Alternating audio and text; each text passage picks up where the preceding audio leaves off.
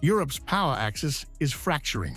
Just days before a critical EU summit, French President Emmanuel Macron is demanding a €1 trillion push for joint EU borrowing to fund defense, green tech, and strategic industries.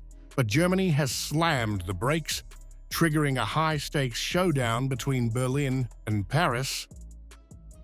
The EU is under-indebted compared with the United States and China. In a moment of a technological investment race, failing to use this borrowing capacity is a profound mistake. Now is the time to launch a common borrowing capacity for future-oriented Eurobonds. Macron says Europe is entering a new era of economic warfare, where Washington and Beijing are weaponizing trade, subsidies, and industrial power. He warns that without massive joint investment, Europe will fall behind, become dependent, and lose geopolitical leverage. The French leader argues Eurobonds are now essential for Europe's survival. We are currently in a phase I would call a Greenland moment. There are threats and intimidation, and then suddenly Washington backs down. But don't believe it's over. Every day there are threats against pharmaceuticals, digital technology. Germany rejects the plan, warning that Eurobonds risk creating a permanent EU debt union and dangerous financial exposure.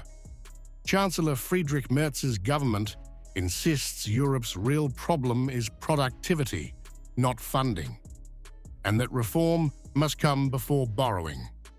Berlin is instead pushing market integration, deregulation, and strict budget discipline. This standoff exposes a deep ideological split at the heart of Europe. Macron is driving industrial nationalism and strategic autonomy, while Merz is championing fiscal conservatism and market reform. The result is a widening rift that threatens the traditional Franco-German engine of EU leadership. EU leaders meet on Thursday in Belgium to shape Europe's competitiveness and defense strategy. But with Paris and Berlin now openly at odds, hopes of unity are rapidly fading.